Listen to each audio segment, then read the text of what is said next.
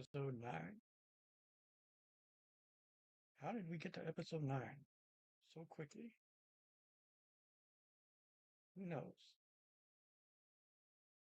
Hmm. Why am I in 1080p now? Could it be another instance of leveling up, perhaps? Okay, let's get cracking here. It's about 1 a.m. No, close to 1 a.m. Friday morning. I'm recording this because usually uh, my normal morning, well, into the afternoon. And this is the $9 podcast. If you've never heard of it before, that's understandable. I am the moderator of the what is considered the official Patreon of the TalkNShop podcast empire, which is slowly being rolled out. You know, the process is glacially slow because the boys are busy brothers. And looking at their calendars, they're pretty much busy till maybe January, February. So whatever free time they have, not doing family stuff or you know, living out of a suitcase, they're machine gun eventually gets the DMs and uploads these episodes. And you know, I agree. I have come to the resignation that it's going to take me to upload everything to upload episodes to the chat myself because Machine Gun is apparently too distracted. No fault of his own. It sounds like I'm being a whining bitch, but I have to see this from my point of view. My point of view is trying to trying to set an example of being consistent with my shit to to make sure that people have can look forward to be sure that there's like a new episode dropping every week. And that's why I'm at the point where it's like 3 episodes in reserve. It's like I could technically not do record another podcast for a month. That's how far ahead I am. But the danger of that is the subject matter. A lot of the podcasts end up dated by the time it comes out, and it's a tricky sort of business to work around. But I'm trying. Lord knows I'm trying. And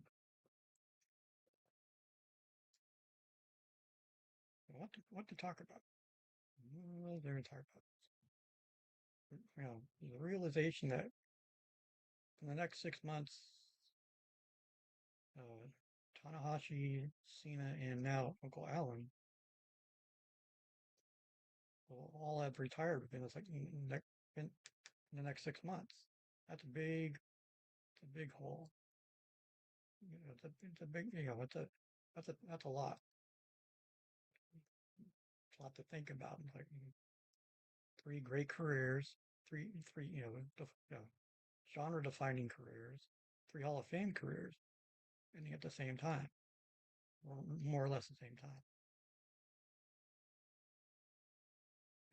And I'm not certain that I can only hope that every one of them gets like equal appreciation of what they've done for their careers. That's all. You know, it does not help that Cena had to go to Twitter to art to basically lobby to have a match with AJ if he wanted his last 4 and 5 contracted appearances. The fact that they're trying to spin it as, well, it was planned all along. I'm not sure about that. It's basically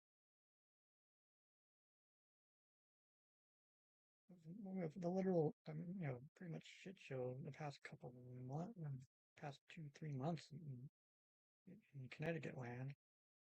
You know, it's not helping. That announcement kind of was kind of a distraction from what releasing the pricing charts for next WrestleMania in Vegas,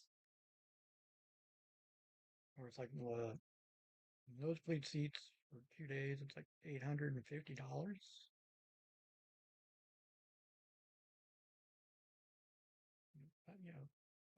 But, that would be a month's rent for me. For, that's not counting hotel. It's counting transportation. If I wanted to go, well, say, well, say I wanted to go 2 days,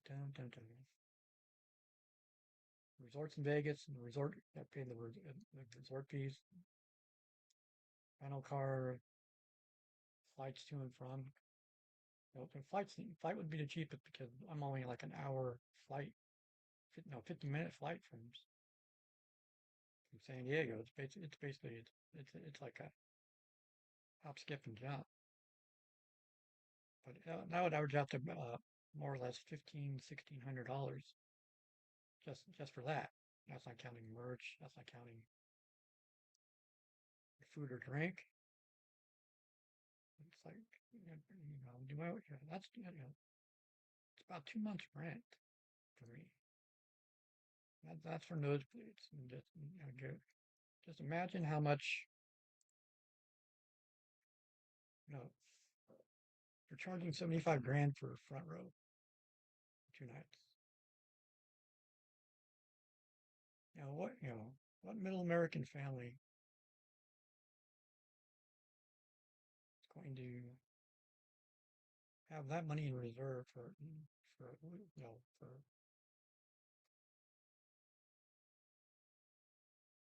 it's very dangerously close to pricing everybody out. It's not it's not a sustainable thing. The bubble is going to burst, and a lot of people are going to look bad about it. It does not help that the WrestlePalooza product got mercilessly hammered, even by their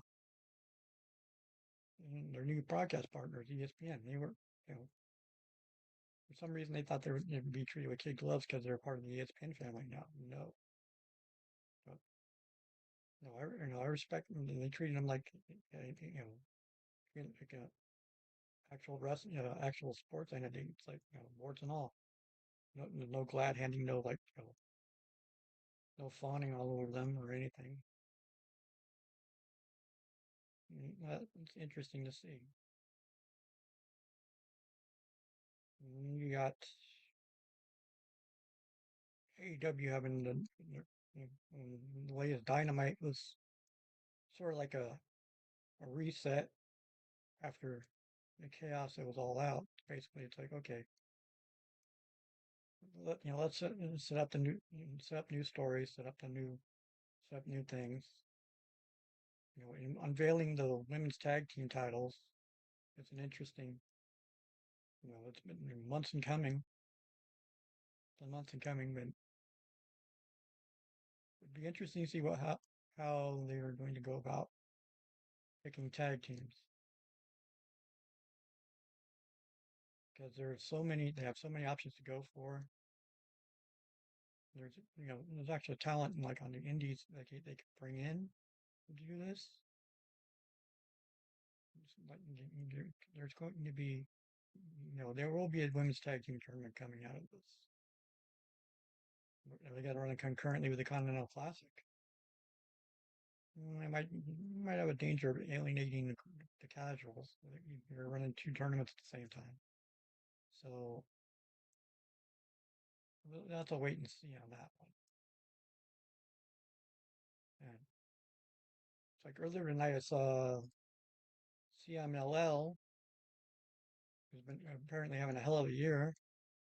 No thanks to Rocky, but I kid Rocky, but Rocky's been putting in the work, going in every week to Arena Mexico to help build that up. They just had a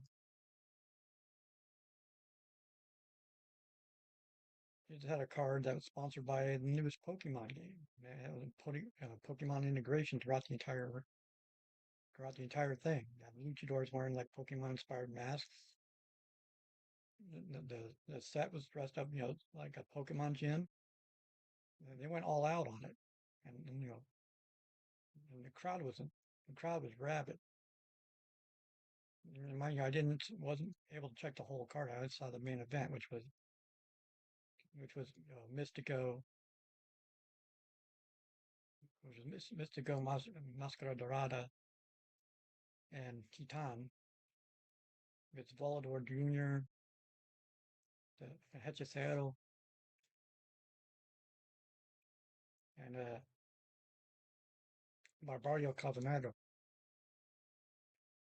There was one time where Barbario Cabanero was like was a PWG mainstay. It was like before Beast Mordos started getting gigs. It was him. I mean, Volador's been involved in a pretty good feud with Rocky, but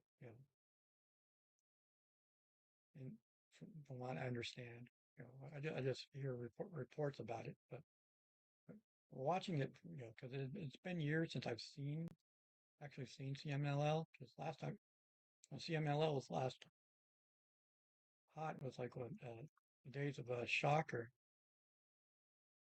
That's a long time ago. Shocker turned out to be not that great of a guy, but then again, that sort of thing happens in lucha. And Arena Mexico was packed. Crowd was into it. Mystico is a god in Arena Mexico. He can do no wrong. He's almost at El Santo territory, which is saying something. It's amazing recovery of a career after you know meteoric rise first time in CMML, then WWE coming in and like almost killing his career as the first Sin Cara, basically giving him basically cutting his legs out from under him before he even started. It was two ways because he refused to speak and learn how to speak English, and then it depends depending who you believe, of course, but it's good to see a career resurrection. It's like it's good that it's being rewarded, and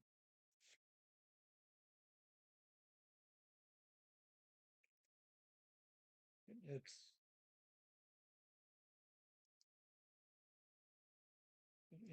it's also an interesting thing.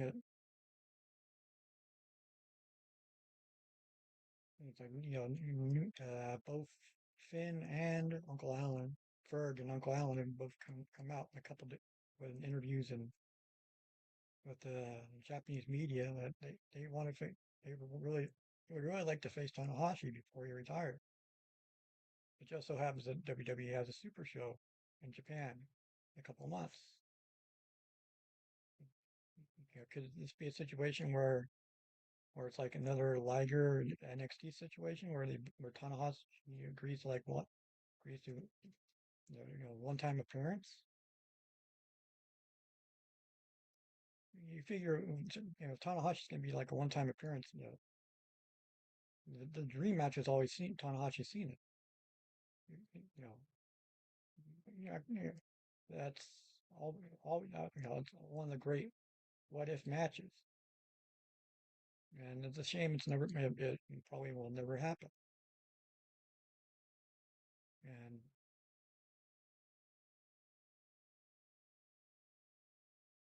I'm sure, I'm sure, if if Vince was still in charge, there's no way in hell there was even be a glimmer of that happening. Well, Hunter, you're not sure. Well, if Hunter was more in control, maybe, but Hunter's pretty much a fake.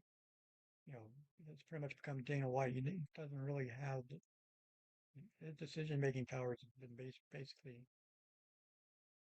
taken out of his hands in a way. And but he knew the job was dangerous when he took it. So what can you do? So the boys are off to Texas tomorrow. Texas and Mexico. Start like a couple, well, in a couple days, and then actually have 4 days off in a row, first week of October, which means the gun will be swamped with family stuff. Which so will Gallows, but really the gun will be swamped with family stuff. I'll have to be a serial botherer. The latest TalkNShop bringing up the serial bothering, and you kind of hit home a little bit. Kind of feel that way while we nagging about podcast, it's like hey,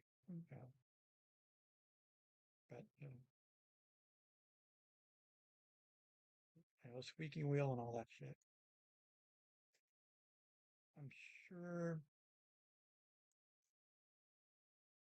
I'm sure they can get a good serial baller PSA out of it. Referring to Dad. Dad's for real because Dad is the original serial baller. So yeah, but it's not my call. Never my call. Mm. As usual,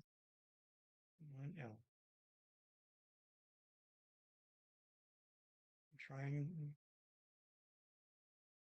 trying, getting better. As far as these podcasts go, I think I'm getting better at it. I think I'm consistently below average now, up from mediocre, up from which is up from train wreck from like episode compared to this episode one, and it's like night and day. You know, just once I learned that, I remember all these podcasts. It's basically raw. It's like I don't edit them at all, as you can tell. That's probably something that I can work on in the future. But it might lose like the spontaneity.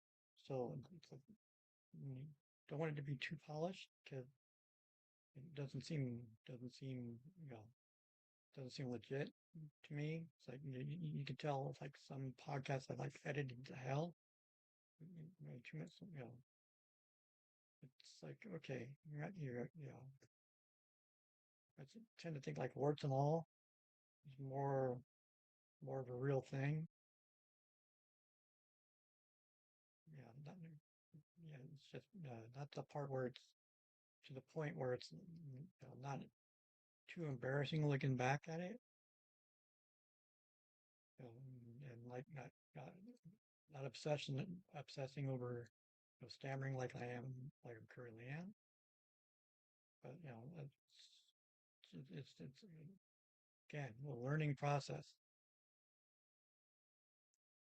And it's baby steps, always baby steps. And as an aside, it's like seeing my friend Jerry Baum back in the ring after 2 years and showing up in Mystery Wrestling being, looking happy as hell. That pretty much made my mom. I told her so. And, 'cause as I've said in the past, I've supported her. I've supported her for almost as long as the Hoots, and then both her and Pepper appreciate it a lot. And I don't have very many people I can consider friends, like acquaintances, yes, but they're I would consider them and the Hoots, on the short list.